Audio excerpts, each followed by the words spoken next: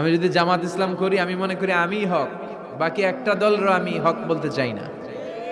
আছে না এরকম? আমি আহলে হাদিস, সো আমি হক আর বাকি যা আছে সব বাতিল।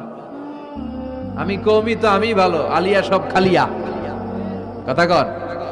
আবার আমি আলিয়া আমি ভালো, কওমিয়া সব শেষ। এই ঠেলা ঠেলে এই দেশে আছে না নাই?